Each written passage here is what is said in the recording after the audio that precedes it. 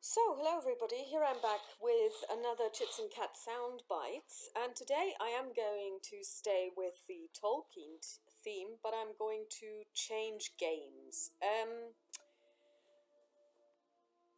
I think last week sometime, probably at the weekend, but I can't recall, I came across the Middle-earth CCG, which was which was first released in 1995 by Iron Crown Enterprises, and they had who had also been making the Middle Earth RPG, and they had released a sequence of games. The Wizards, I think one was called Dark Minions, the Dragons.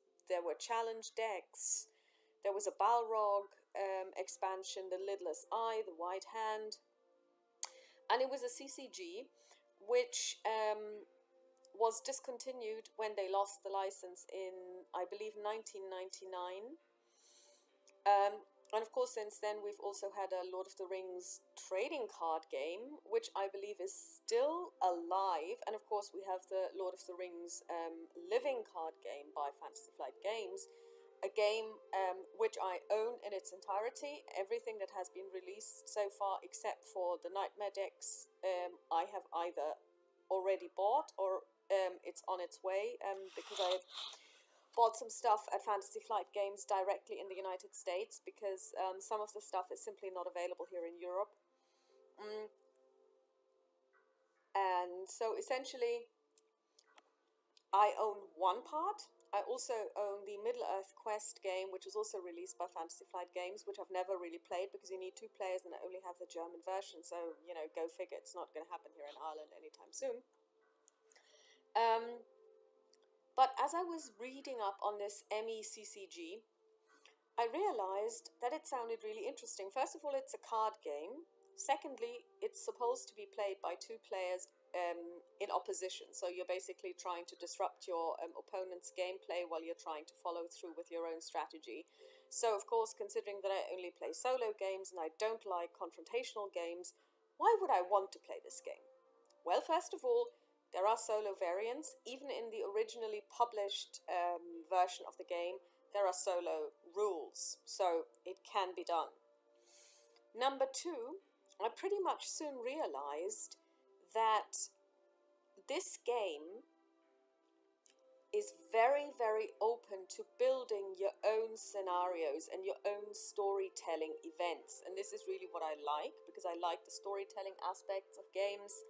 I play RPGs because I like the storytelling idea behind it. And also about this particular game, I saw some of the artwork because you can get all of the published cards for a Lackey expansion. So basically, if you have a Lackey game engine, you can just download the whole plugin and you will have every single card. And I think I would say about 90% of the game of the cards are just beautiful. I mean, you have all of the big Tolkien artists who have contributed to this game, and it's just massive. I mean, even just the artistic value of the game cannot be overestimated. Now, how does the game play? Well, it's all based around the idea that you try to marshal support against the fight for the fight against Sauron. If you play the good guys, later on you can also play Nazgul. There is a series of 10 challenge decks, 5 for the Wizards and 5 for the Nazgul, where you can actually play the baddies. And then there's also one expansion where you can play as the Balrog, which must be awesome. I mean, just imagine you know, the creature itself is magnificent, and just imagine you are this powerful Maya god deity. That's brilliant.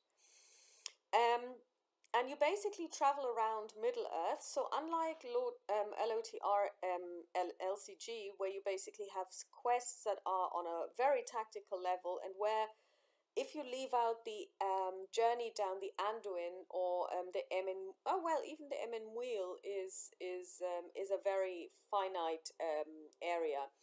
Essentially, in this game, the MECCG, you can travel the length and breadth of Middle Earth.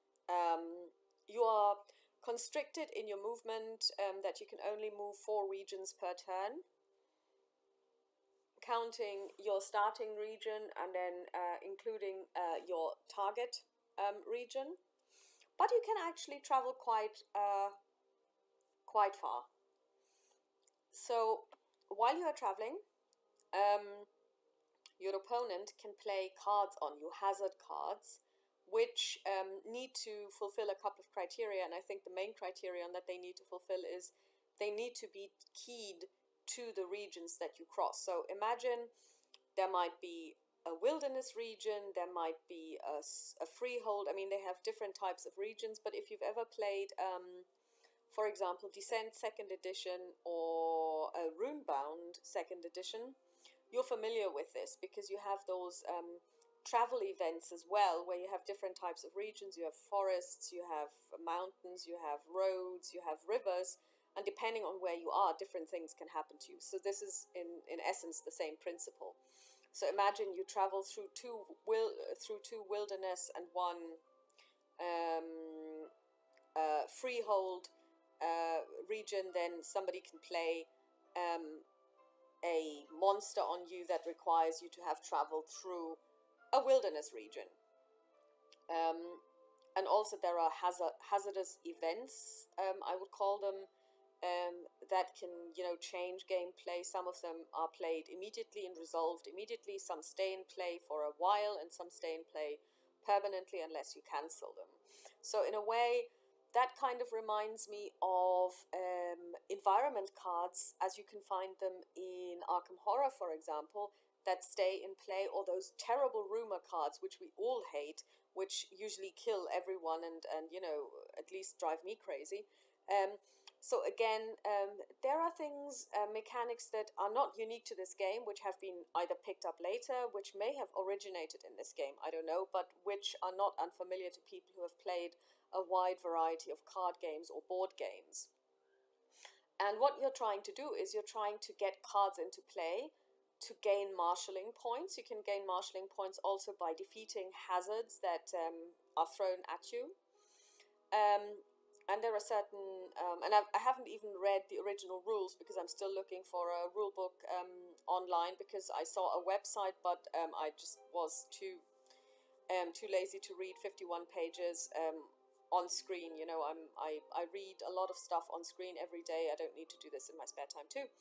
So, but what I can gather from what I have read and what I have seen, because I've also watched a couple of playthroughs, is essentially depending on the area that you're in, you can do certain things. You can play certain cards. There are certain types of, let's say, items, lesser items, major items, greater items. They have different names, and I believe there's also a legendary key. So some really important item, I don't know, maybe the shards of Narsil or Anduril, or Glamdring, the really, really important, iconic items. Or there may be smaller ones which are not as important, but as you play them, and there are certain rules that you have to abide by, you gain points as well. In addition, you can also, or you do also gain corruption points. I haven't really seen what happens there, because so far this hasn't played any role in any of the playthroughs that I've watched, but that doesn't mean that, and there are very few playthroughs online. I mean, Callasmar, the Lonesome Gamer, has his own solo variant, which he plays, and there are 2 sessions of his online, but in the one that I've watched in its entirety, there wasn't any corruption going on. So either it could be that he doesn't use corruption, or it didn't apply. But the idea is that the more stuff you get, the more corrupt you get, which of course means, the more powerful you get, and great power corrupts greatly. And absolute power corrupts absolutely. So the idea is that as you become more powerful, because you gather all of these items, you're also more likely to abuse the power that has been given you. This is something that so far, to my knowledge, has not been implemented in the LOTR FFG. by FFG, because there is no such thing as corruption. You can basically play attachments galore on your heroes, and some of them even on your allies, and they will just become more and more powerful. There is no downside to it. Maybe they will introduce this later. Who knows? I think this would be interesting.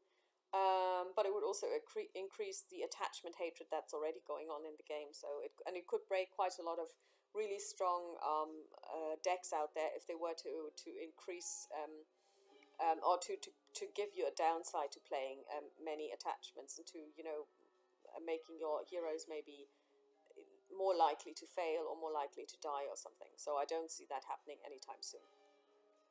But anyway, now you may wonder, why am I getting into a game that is effectively dead?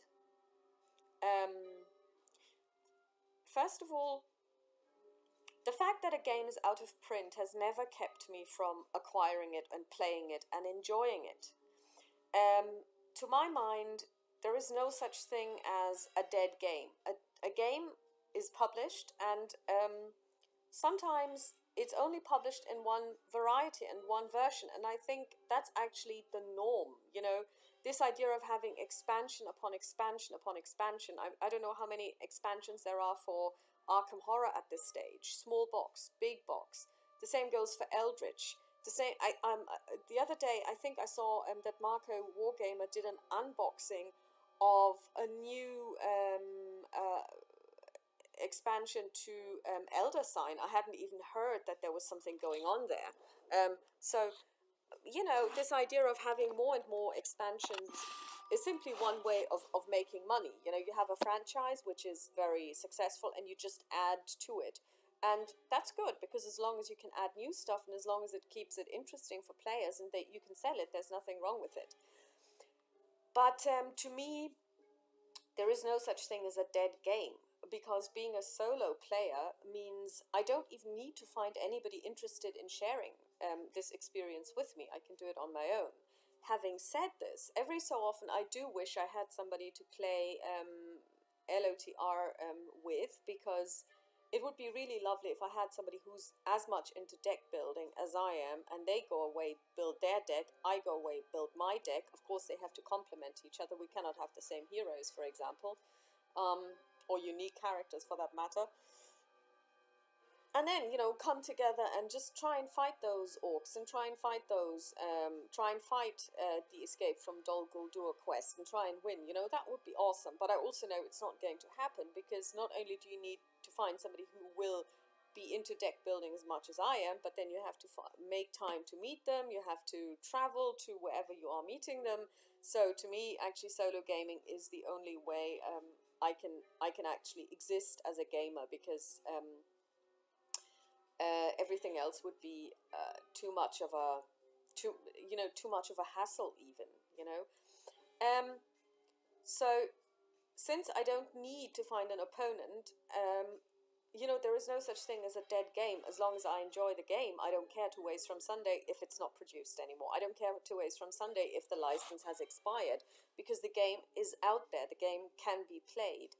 Not only can you actually get the physical cards still, and I've got 2 versions in the mail at the moment. I have ordered all of the 10 challenge decks that came out, and a sealed box of 10 starter decks for the Wizard Blue Border Unlimited Edition. That'll give me access to 760 cards for the Wizards and 1,100 cards from the challenge decks. Now, these are not 1,800 plus unique cards. There will be doubles, there will be triples, because there are some cards that are fixed that are in every starter deck of the Wizards, and then there are some that are not. So there will be quite a lot of overlap. But then again, it is a CCG, because unlike, let's say, the LCG from FFG, the LCG from FFG, the Lord of the Rings LCG by FFG, where you have fixed cards in every single pack that you buy, and you can predict exactly what cards are in there.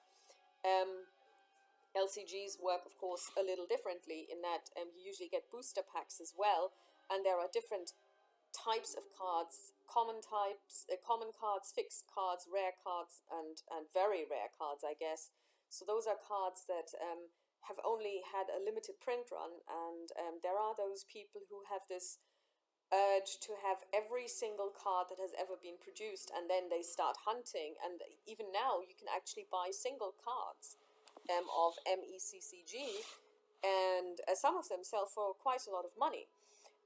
Now, while I do want to have a comprehensive collection, and I really would like to have every single, at least non-Nightmare pack that has ever been released for the LOTR game, simply because I want to have access to the card pool to build awesome decks. And not that my decks are awesome, but I wish they were, and I enjoy exploring different types of decks. And I also, once I've done the campaign play, I also want to go back to being less restricted, because at the moment I've got my campaign deck, which I use for the Lord of the Rings campaign, and I don't want to build any side decks to play around with, because I will have to revert back to my original deck. And since I only have a limited card pool, I don't have and I don't want to use proxies. I can't have multiple decks running at the same time, because it would be too much of a hassle.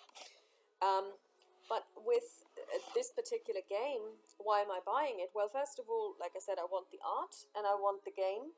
But I've also discovered that there is a whole world out there. And although this has now been out of print, or out of production, I should say, for almost 20 years, I was able to get some scenarios which have been published. There is quite a lively online presence for this game, where people have written down scenarios that they have found in different publications by ICE. I've also been able to obtain the long-expected party MECCG Sites and Scenarios book, as well as the Middle-earth, the Wizard's Casual Companion. So I've got 2 of these publications, and that's really interesting as well, because they contain scenarios, and even in the original publications there are solo scenarios. But what you can also do, and for some reason when I look at LOTR, I'm not inspired to come up with my own quests. I don't know why. It could be because the quests that already exist, and because the adventure packs that have been put together actually represent the quest. This kind of limits me in my ability to come up with quests in my head, whereas just looking at the MECCG cards gave me ideas for how you could play your own scenarios, how you could create thematic scenarios, for example, around certain regions, where you then basically say, okay, my scenario aim is to get the following, to visit the following places where, you know, I need to do certain things. So I would put certain items that I know can only be played in those regions into my deck. Then I would build a hazard deck from which to draw, which is specifically keyed to that particular region, to that particular area of Middle-earth. And then I would just keep fighting against those hazards and try to complete my quest, which maybe states, go to these following places and do this, this, this, and this, and try to bring out at least one shield, at least one faction, at least one of these. And if for example, I end up in a region and I don't have the necessary factions, then I may lose the game, because I didn't draw them, because you do draw from the deck, and when you play solo, you have a hand limit of 5 rather than 8. So it's again then a question of how do you manage your deck? Do you have cards that allow you to scry? Do you have cards that allow you to pull from the deck, to bring up things that are not necessarily in your hand, you know? So I can totally see how I could build my own scenarios, and that's what I'm actually hoping to do here. And so the fact that I will have access to probably around 900 or so unique cards is going to give me a huge amount of leeway in how I want to construct my deck. Or well, maybe 900 is a little too much, a little too many, maybe 500 unique cards. And so I'm really looking forward to this, but I think it will be a very different experience, not only mechanically, but also from a storytelling perspective than the LOTR LCG is. And I don't think one will replace the other, but I do believe that they can exist side by side.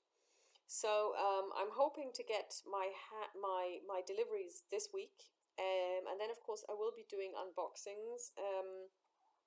And I'm really looking forward to this. So this is also a little bit of a heads up to you guys about what's happening and what I've acquired. And I'm not going to abandon the Lord of the Rings campaign, and this is not going to replace Lord of the Rings. But I think it's going to complement my own Lord of the Rings universe of games that I own, and of games that I will be able to play. And hopefully, you will join me on that journey, and we can explore this world that Tolkien created through the MECCG together. And I'll talk to you then. Bye bye.